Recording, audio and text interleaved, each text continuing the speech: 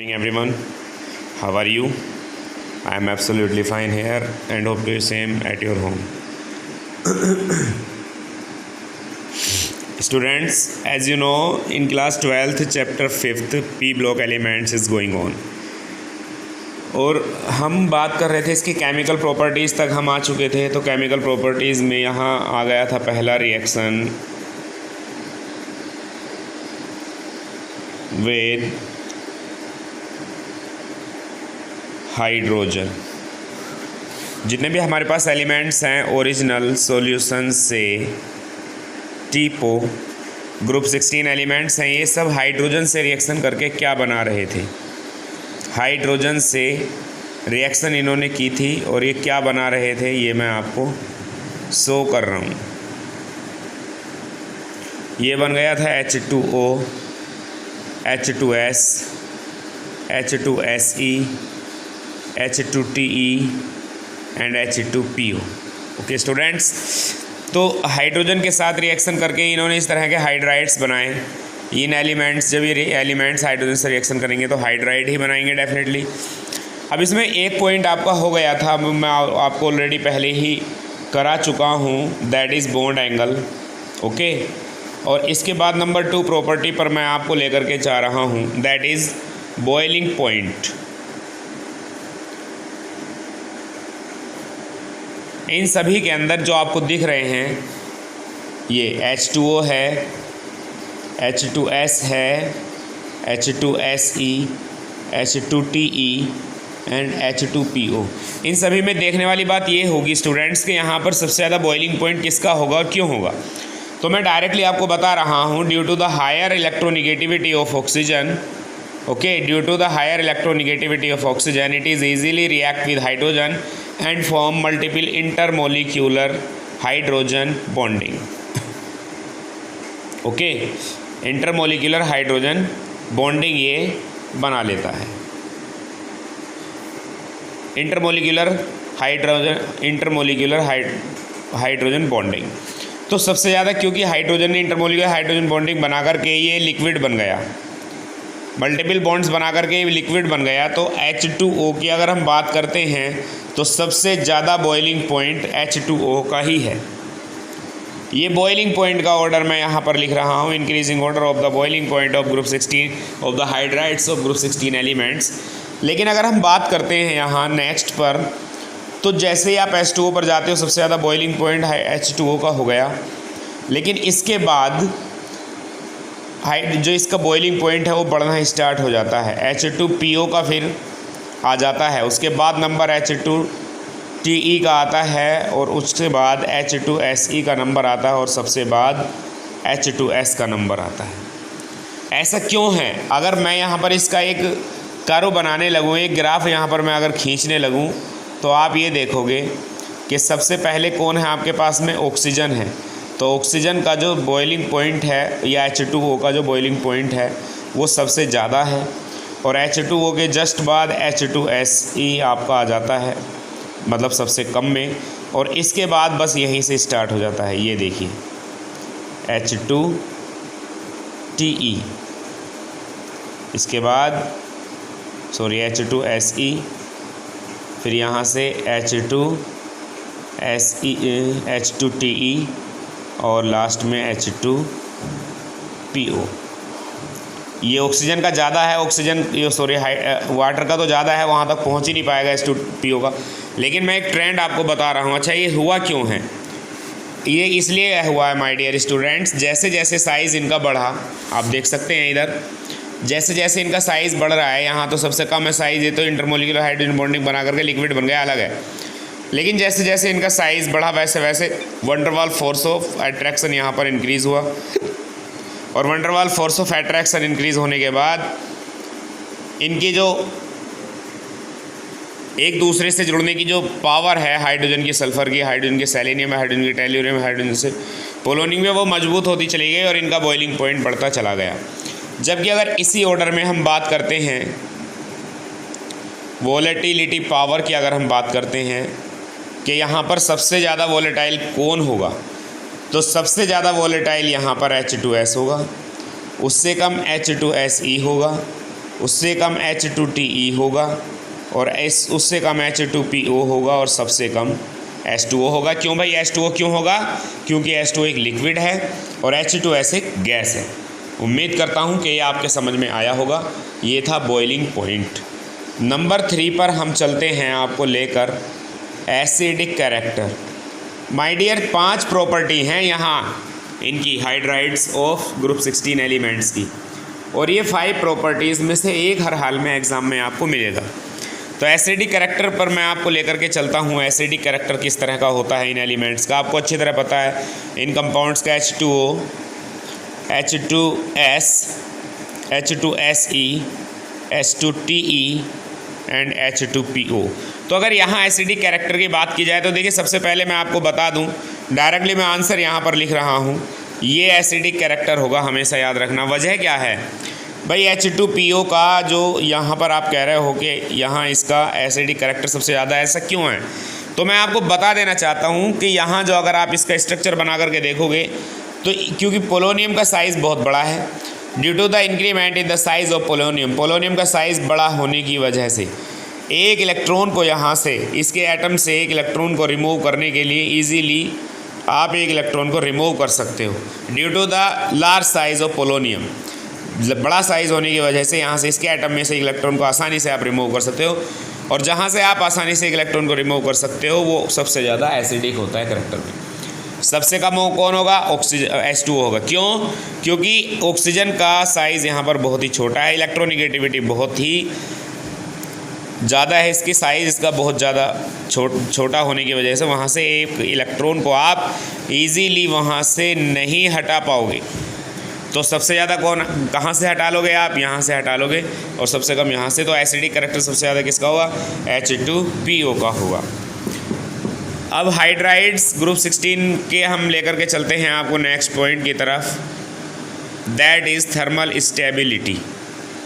यहाँ thermal stability सबसे ज़्यादा किसकी होगी? तो मैं आपको बता दूँ स्टूडेंट्स थर्मल स्टेबिलिटी के बारे में कि थर्मल स्टेबिलिटी का जो ऑर्डर होगा वो कुछ इस तरह से होगा। H2O वाटर की थर्मल स्टेबिलिटी सबसे ज़्यादा होगी, उसके बाद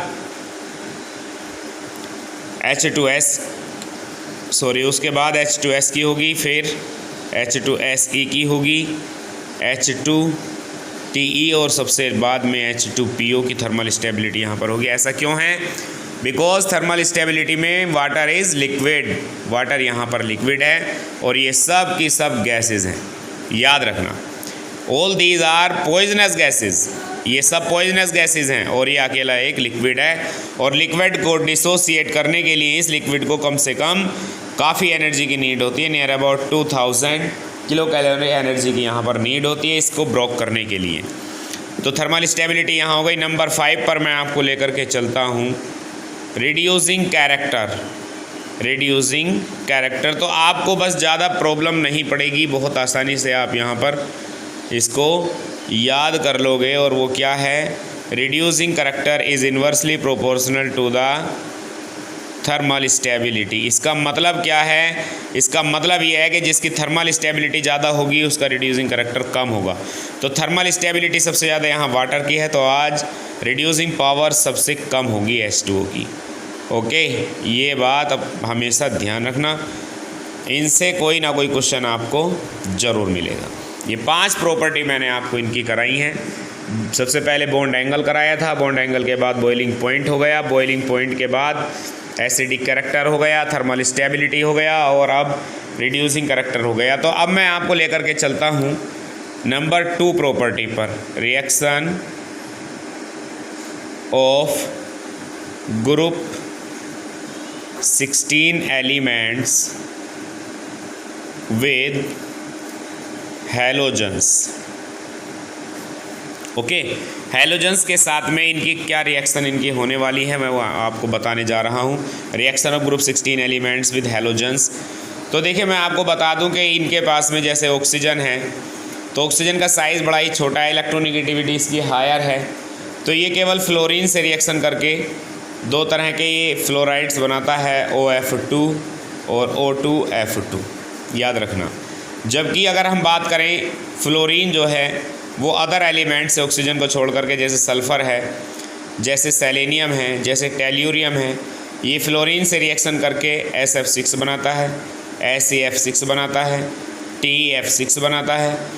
ठीक है, तो फ्लोरीन से रिएक्शन करके हेक्साफ्लोराइड भी बनाते हैं और ये डाई हैलाइड्स भी बनाते हैं, लाइक SCl2, SeCl2 और TeCl2। ये इस तरह के हैलाइड्स भी यहाँ पर बनाते हैं। इसी के साथ साथ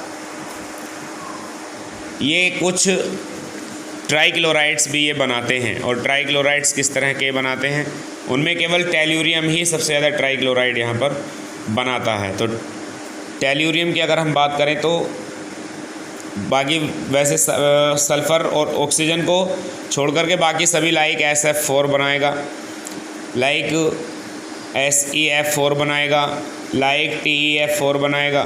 तो ये इनके हैलोजेंस का ऑर्डर है, इसी तरह से चलता रहता है। तो ये प्रॉपर्टी है इनकी। जैसे और इसी तरह अगर हम बात करें तो सल्फ़र क्लोरीन से रिएक्शन कर लेता है और HCl4 बनाएगा, सेलेनियम भी क्लोरीन से रिएक्शन कर लेता है, SeCl4 बनाएगा, टेल्यूरियम भी रिएक्शन कर लेता है, वो भी Cl4 बनाएगा। ये फ्लोराइड्स भी बनाते हैं, टेट्राफ्लोराइड्स भी बनाते हैं, टेट्राक्लोराइड्स भी बनाते हैं और टेट्राब्रोमाइड्स भी ये बनाते हैं। टेट्राब्रोमाइड्स में सल्फ़र टेट्राब्रोमाइड नहीं बनाता है, SeBr4 सेलेनियम बनाता है, TeBr4 टेल्यूरियम टेट्राब्रोमाइड भी बनता है। तो ये हो गई इनकी प्रॉपर्टीज़। आगे मैं अब आपको लेकर के चलने वाला हूँ स्टूडेंट्स। अब मैं अगर देखा जाए यहाँ पर एनोमेलस बिहेवियर ऑफ ऑक्सीजन, इस ग्रुप में अगर ऑक्सीजन का एनोमेलस बिहेवियर देखा जाए तो ऑक्सीजन, सल्फ़र, सेलेनियम, टेल्यूरियम और पोलोनियम। अगर देखा जाए तो ऑक्सीजन बाकी सभी से अलग है। ऑक्सीजन बाकी सबसे बिल्कुल डिफरेंट है, ऑक्सीजन बाकी सबसे बिल्कुल अलग है। कैसे? ऑक्सीजन गैस है, ये सॉलिड है, सॉलिड है, सॉलिड है, सॉलिड है। ओके, ऑक्सीजन एक कलरलेस गैस है, ऑक्सीजन एक कलरलेस गैस है, जबकि ये सब पॉइजनस गैसेज हैं, सब के सब पॉइजनस गैसेज हैं। ठीक है, अगर और बात की जाए इनकी, ना ऑक्सीजन के पास कोई टेस्ट होता है, ना कोई कलर होता है। अगर और आगे हम चलते हैं इसके एनोमेलस की, इसकी बिहेवियर की बात करते हैं, तो ऑक्सीजन हमेशा p-pi बॉन्डिंग बनाता है, जबकि ये सब के सब p-pi बॉन्डिंग बनाते हैं, याद रखना। ओके, इसी तरह से अगर हम बात करते हैं तो ऑक्सीजन जो है मल्टीपल इंटरमोलिक्यूलर हाइड्रोजन बॉन्डिंग बना लेता है, जबकि ये सब इंटरमोलिक्यूलर हाइड्रोजन बॉन्डिंग नहीं बनाते हैं। तो ये इसका कुछ एनोमेलस बिहेवियर है। अगर हम नेचर की भी बात करते हैं तो ऑक्सीजन के जो कंपाउंड होते हैं वो आयनिक होते हैं प्लस कोवैलेंट होते हैं, लेकिन अगर इन सभी एलिमेंट की बात करें तो मोस्टली कोवैलेंट कंपाउंड ये बनाते हैं, ये आयनिक नहीं बनाते। ऑक्सीजन आयनिक भी बनाता है और कोवैलेंट भी बनाता है। समझ में आ रही होगी उम्मीद करता हूँ। तो ये इसका एक एनोमेलस बिहेवियर है। ठीक है, ये इसका एक एनोमेलस बिहेवियर है। ऑक्सीजन हाइड्राइड्स बना लेता है, H2O बना लेता है, जबकि इनके हाइड्राइड्स अलग टाइप के होते हैं, सब गैसेज रह जाते हैं। तो ये इसका एनोमेलस बिहेवियर है। ओके स्टूडेंट्स, अब हम इसके कंपाउंड्स, अगर इसकी हम बात करते हैं ऑक्सीडेशन स्टेट, मैं भूल गया था। ऑक्सीडेशन स्टेट मैं आपको बता देना चाहता हूँ कि क्या क्या ऑक्सीडेशन स्टेट ओरिजिनल सॉल्यूशन से टीपो, ये किस किस तरह के ऑक्सीडेशन स्टेट शो करते हैं। -2 और -2 और ये +2, इस तरह की ऑक्सीडेशन स्टेट भी है। ये केवल +2 ही शो करता है। ऑक्सीजन की बात करें तो -2 के साथ साथ -1 भी शो करता है, इसके साथ साथ माइनस के हाफ भी शो करता है, इसके साथ साथ ये +1 भी शो करता है, इसके साथ साथ ये +2 भी शो करता है। +1 शो करता है O2F2 में, जबकि OF2 में +2 शो करता है। -12 सुपर ऑक्साइड्स में शो करता है, ठीक है, और जबकि यहाँ ये -1 परऑक्साइड्स में शो करता है ऑक्सीजन। तो ये इसकी ऑक्सीडेशन स्टेट है। सल्फ़र का अपना कोई ट्रेंड नहीं है, +2 भी शो करता है, +4 भी करता है, +6 भी करता है। उसी तरह सेलेनियम, उसी तरह टेल्यूरियम भी +2, +4, +6 तक ऑक्सीडेशन स्टेट शो करते हैं। -2 सभी की है जनरली, लेकिन -2 पोलोनियम कभी शो नहीं करता। ये इसका ऑक्सीडेशन स्टेट है। इनको अच्छे से नोट्स प्रिपेयर कीजिए। ओके स्टूडेंट्स, नेक्स्ट क्लास में इस ग्रुप के जो कंपाउंड्स हैं उनको बनाना स्टार्ट करेंगे। Okay, thank you students. Okay students.